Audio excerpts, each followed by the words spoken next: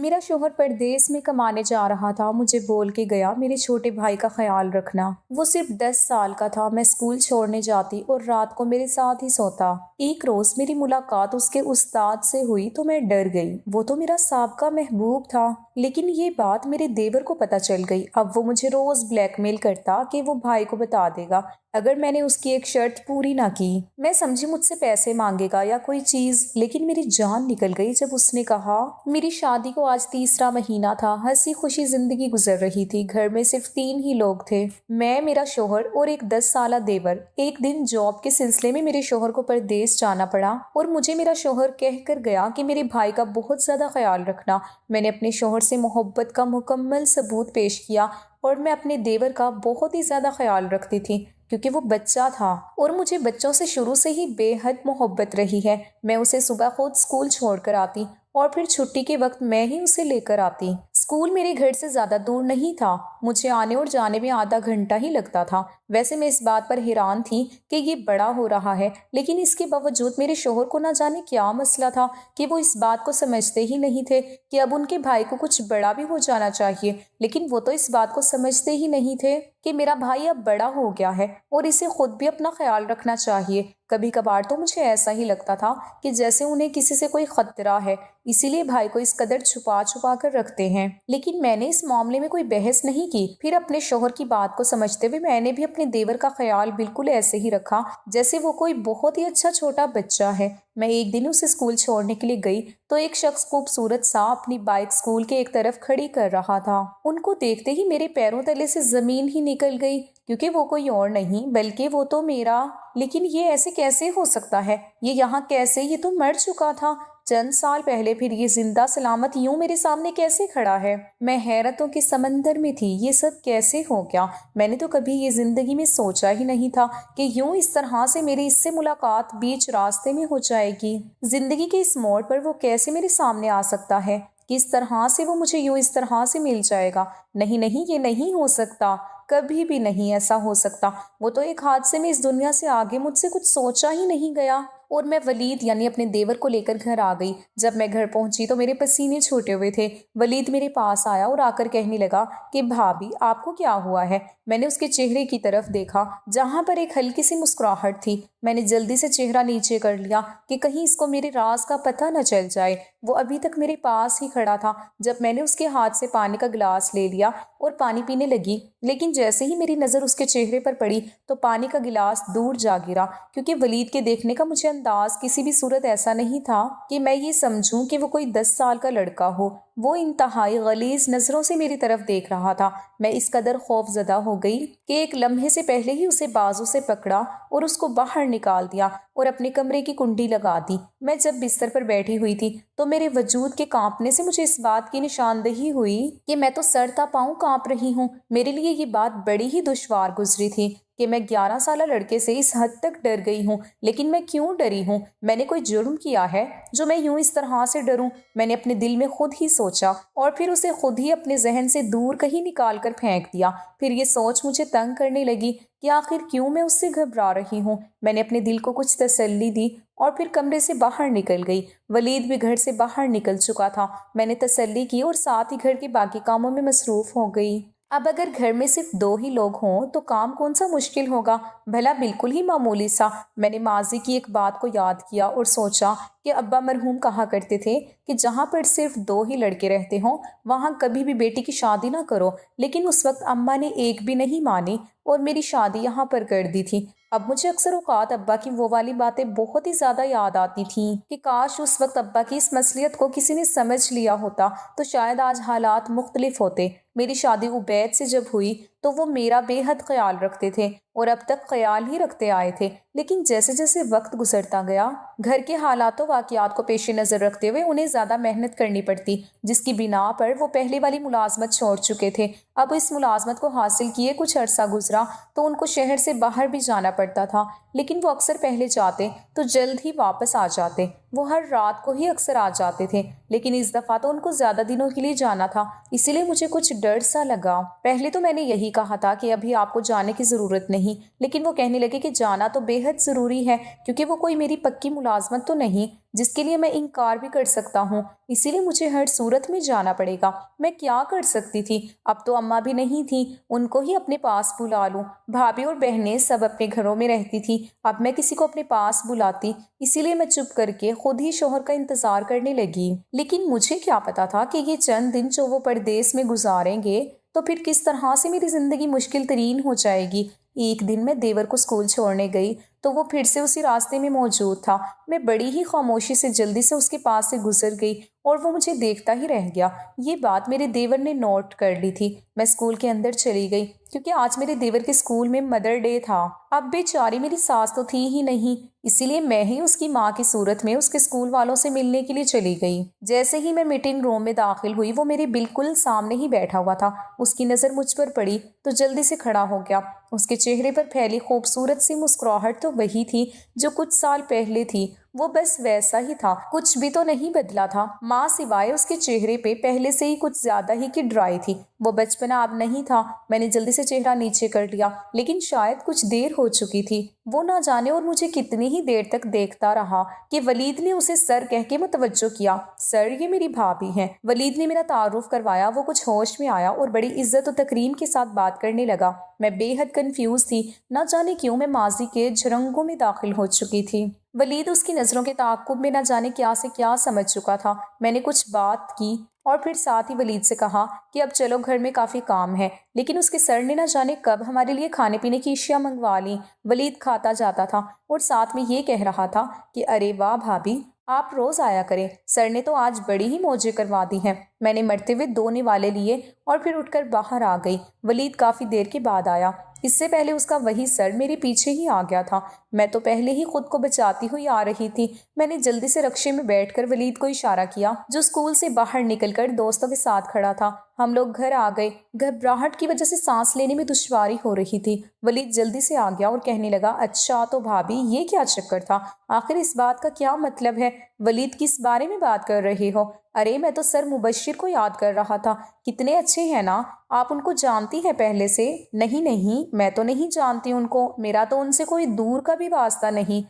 اچھا ریلیکس، کیوں اس قدر گھبرا رہی ہیں؟ میں تمہارے بھائی کی وجہ سے کچھ پریشان ہوں، وہ نہ جانے کب آئیں گے، میں نے فکر مندی سے کہا، اور ہاتھ میں پکڑے گلاس کی تھرتھراہٹ سے وہ محفوظ ہو رہا تھا۔ بھائی یہاں نہیں ہے تو کیا ہوا، سر مبشر تو ہے نا؟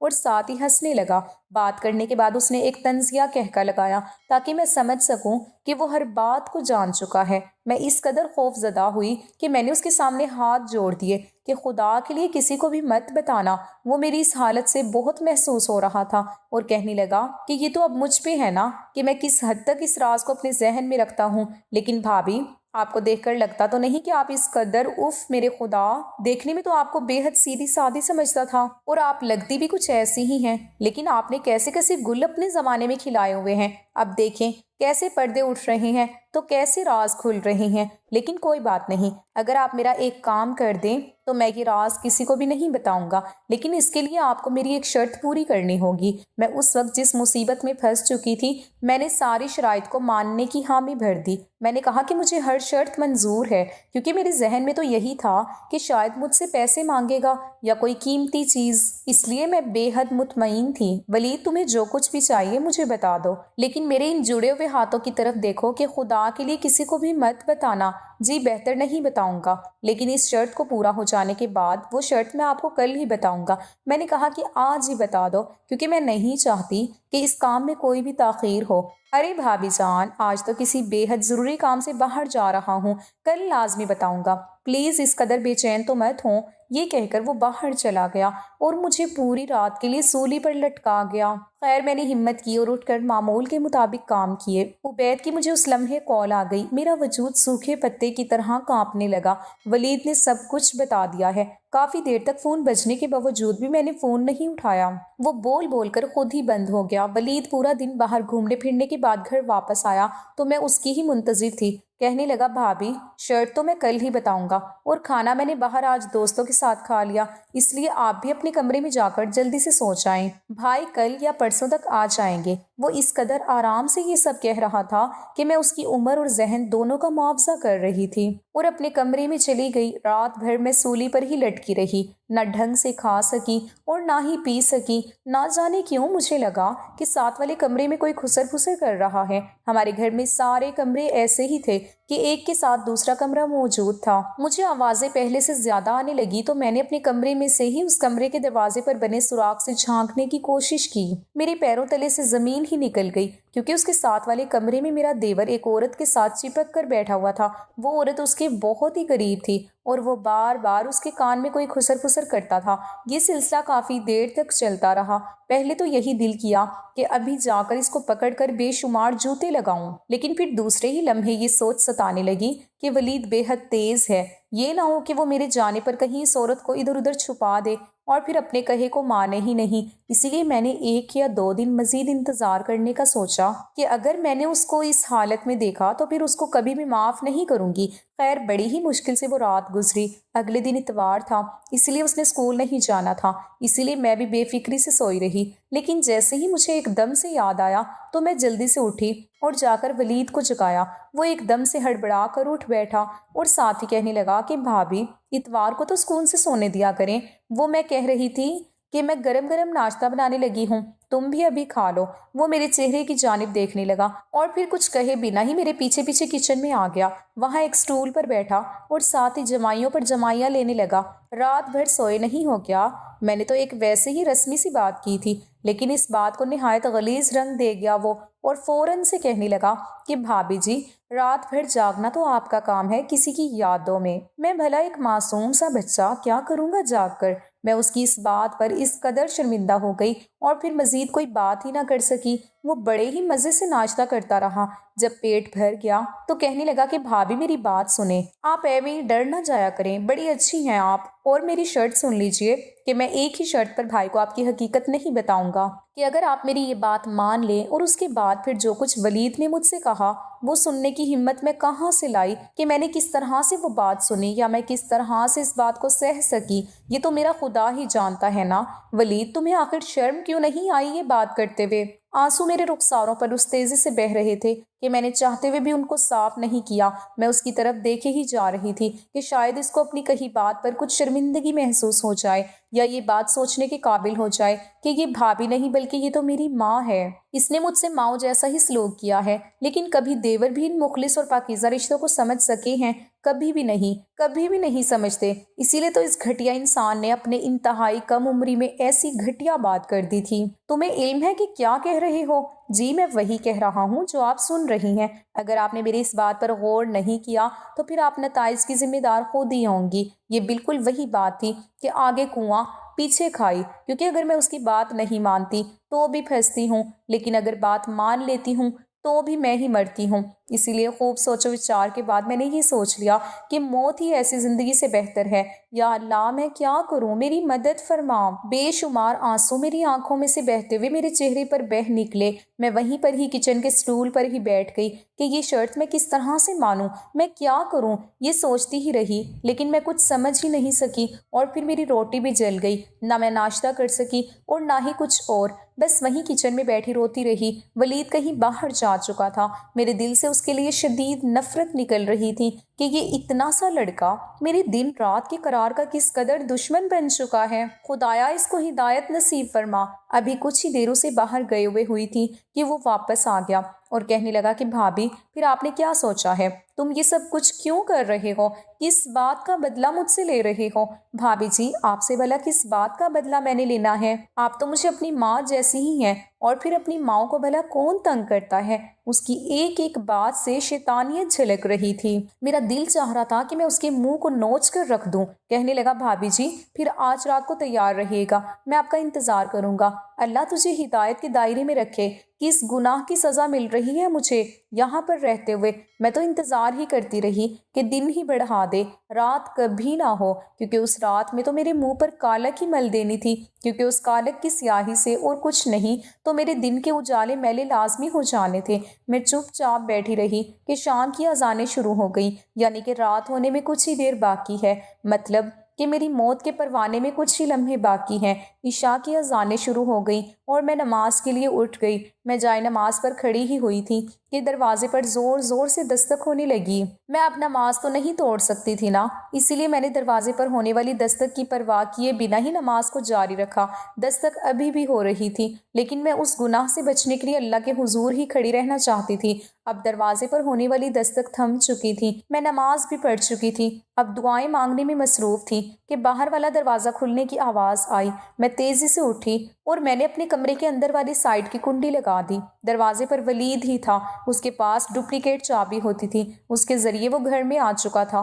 اس نے میرے دروازے پر خوب دستک دی، لیکن میں نے دروازہ نہ کھولا۔ بس اس کی یہی آواز آئی کہ بھابھی، آپ اپنے لیے خود ہی مصیبتیں جمع کر رہی ہیں، آپ کو اپنا خود ہی احساس نہیں ہے تو پھر کوئی آپ کا احساس کس طرح سے کر سکتا ہے۔ وہ کافی دیر تک دروازے پر کھڑا ہو کر بول بول کر چلا گیا، لیکن میں نے بھی سوچ لیا تھا کہ آج کی رات تو میں بھی دروازہ نہیں کھولوں گی، پھر کچھ بھی ہو جائے دیکھا جائے گا۔ پوری رات میں نے سکون سے سو کر گزاری اور صبح اٹھتے ہی میں کچن میں گئی اور ولید سے کہا کہ آج سے تم خود ہی اسکول چلے جایا کرو، کیونکہ مجھے اور بھی بہت سارے کام ہوتے ہیں۔ وہ میرے منہ کی طرف دیکھ رہا تھا، اس نے ایک لفظ بھی نہیں کہا اور ساتھ ہی اپنا بیگ اٹھایا اور گھر سے باہر نکل گیا۔ لیکن میں کچھ ہی دیر کے بعد راستہ بدل کر اس کے پیچھے ہی چلی گئی، کیونکہ میں بھی دیکھنا چاہتی تھی کہ یہ کن کاموں میں پڑا ہوا ہے اور اس کے تعلقات کیسے لوگوں کے ساتھ ہیں، کیونکہ جتنی اس کی عمر تھی اس سے تو بہت بڑے بڑے وہ کام کر رہا تھا۔ میں اس کے پیچھے پیچھے چل رہی تھی، اس سے بے خبر رکھتے ہوئے اور اس کے اسکول کے راستوں کو بدل بدل کر جاتے ہوئے۔ جب میں اس کے اسکول کے قریب پہنچی تو میں نے گارڈ سے پوچھا کہ ولید اسکول پہنچ گیا؟ تو وہ کہنے لگا کہ ہاں پہنچ گیا ہے۔ میں کچھ مطمئن سی ہو کر گھر کی طرف لوٹ آئی۔ جب میں گھر کی طرف لوٹ رہی تھی تو سر مبشر مجھے راستے میں ملے اور کہنے لگے کہ میرے ساتھ آپ نے یہ سب کچھ کیوں کیا؟ مسلسل میری آنکھوں میں دیکھتے ہوئے، مجھ سے ہی مخاطب ہوتے ہوئے میں نے پہلے تو تیز تیز چلنا شروع کر دیا، لیکن جب مسلسل اسے اپنے پیچھے چلتے ہوئے پایا تو ایک دم سے ایک جگہ پر رک گئی اور اس سے پوچھا کہ اگر ماضی نہیں بھلایا جاتا تو اس وقت کہیں غائب نہیں ہونا تھا نا؟ اب جبکہ میں اپنے گھر میں بہت خوش ہوں تو پھر مجھ سے کیوں یہ سب کچھ کروانے پر مجبور کر رہے ہو؟ تمہیں کیا لگتا ہے کہ تمہارے اس طرح کرنے پہ میں حال میں سے پھر سے ماضی میں کہیں چلی جاؤں گی؟ تو یہ تمہاری بھول ہے، ایسا کبھی بھی نہیں ہوگا۔ میں اچھی خاصی اس کو سنا کر تیزی سے چلتی گھر کی طرف تقریباً دوڑتے ہوئے داخل ہو گئی۔ میں ایک دم سے بے حد حیران ہوئی کہ دروازے پر لگا تالا اب نہیں تھا۔ میں نے جلدی سے دروازہ کھولا تو خوشی کی انتہا نہ رہی کہ سامنے عبید کھڑے تھے، لیکن وہ ہمیشہ کی طرح نہیں مسکرا رہے تھے،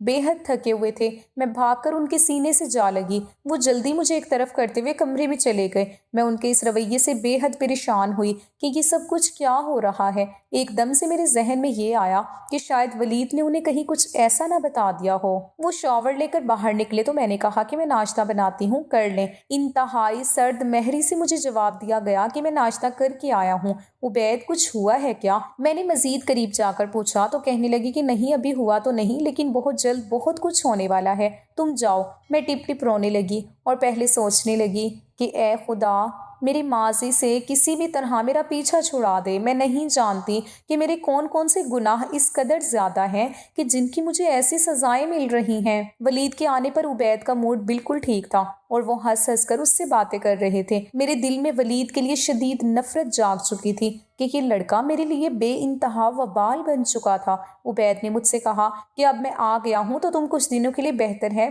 کہ امی کی طرف رہ آؤ۔ لیکن میں کیوں جاؤں؟ ابھی تو آپ گھر واپس آئے ہیں، ابھی میں نے کہیں نہیں جانا۔ لیکن خدا کو کچھ اور ہی منظور تھا کہ شام کو کال آ گئی کہ میری بڑی بھابھی کی طبیعت بے حد خراب ہے، اسی لیے مجھے جلدی سے وہیں پر ہی ہونا چاہیے۔ عبید مجھے امی کی طرف باہر ہی اتار کر واپس آ گئے اور میں گھر میں چلی گئی۔ لیکن جیسے ہی میں گھر میں داخل ہوئی تو سامنے بیٹھے اس شخص پر نظر پڑتے ہی میری سانسیں رکنے لگ گئیں۔ سامنے صوفے پر ہی مبشر بیٹھا ہوا تھا، اس نے مجھے نہیں دیکھا تھا، اسی لیے میں تیزی سے بھابھی کے کمرے کی طرف آ گئی، جہاں بھابھی بالکل ٹھیک بیٹھی مسکرا رہی تھی۔ یہ کیا بھابھی، آپ بالکل ٹھیک ہیں؟ تو پھر آپ نے ایسا مذاق کر کے مجھے یہاں کیوں بلایا ہے؟ ارے آؤ تو صحیح، یہ جو باہر بندہ بیٹھا ہوا ہے یہ میری چھوٹی بہن کے رشتے کے لیے آیا ہے، میں نے اسے یہیں بلا لیا تاکہ تمہارے بھائی اس سے مل لیں۔ اور ساتھ ہی ایک دوسرے سے کھل کر باتیں کر لیں، کیونکہ اس کے ماں باپ نہیں ہے اور جو کچھ بھی کرنا ہے نا اس نے خود ہی کرنا ہے۔ بھابھی مجھے بے حد راز سے اور خوش ہو کر بتا رہی تھی اور میں ان کے منہ کی طرف دیکھ رہی تھی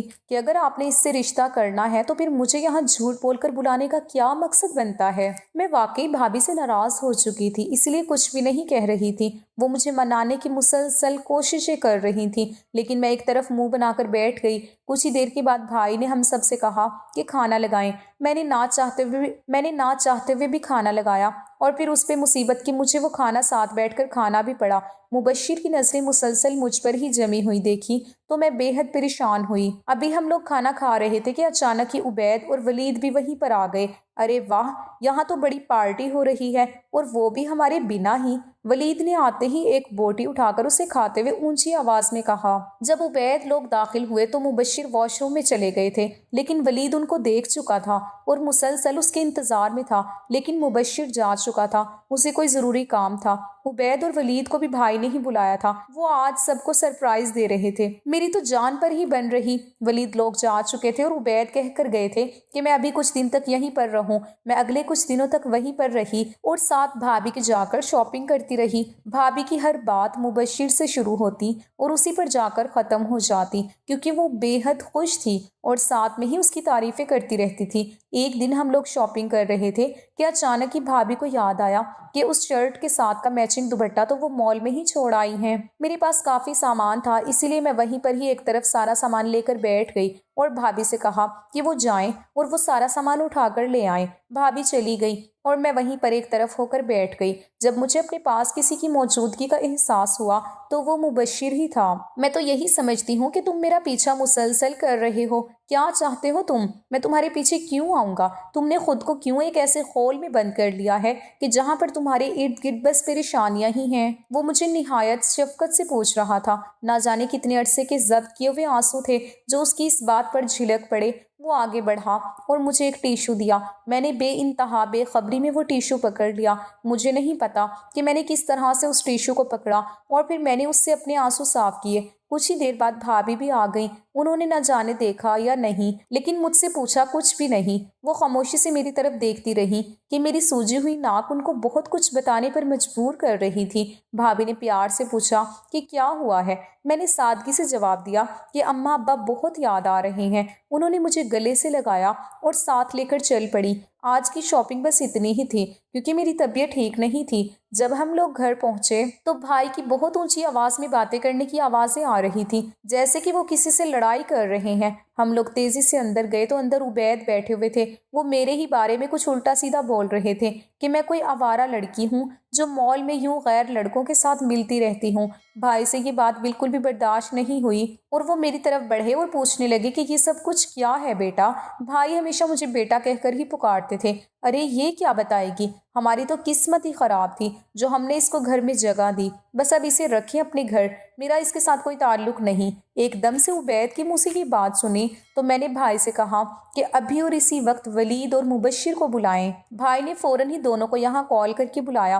کچھ ہی دیر بعد دونوں یہاں آ گئے۔ جیسے ہی مبشر گھر میں داخل ہوئے تو عبید پر نظر پڑی۔ عبید نے مبشر کو دیکھا تو پت جھڑ کے آنسو دونوں کی آنکھوں سے بہنے لگے۔ عبید آگے بڑھے اور مبشر کو گلے سے لگا لیا۔ یہ تو میرا بھائی ہے جو کچھ عرصے پہلے کہیں کھو گیا تھا، اور اب یہ یہاں ایک دم سے یہ سب کیا ہے؟ ایک دم سے مبشر بھی ماضی میں چلے گئے جہاں پہ انہیں سب کچھ یاد آنے لگا۔ وہ کہنے لگے کہ جب ابا کی وفات ہوئی تو میں اس وقت آرمی جوائن کر چکا تھا۔ آرمی والوں کی نوکری پھر ایسی ہی ہوتی ہے کہ کبھی یہاں تو کبھی وہاں۔ پھر ایک دن جب میری ٹریننگ ختم ہوئی تو مجھے بارڈر کے بالکل قریب ہی تعینات کر دیا گیا۔ وہاں پہ وہ علاقہ غیر کا ایک نشان تو لگا ہوا تھا، لیکن مجھے نہ جانے رات کے اندھیرے میں پتہ کیوں نہیں لگا تو میں نے وہ بارڈر پار کر لیا۔ بس پھر میں ہندوؤں کے چنگل میں اس کی قید میں جا پڑا۔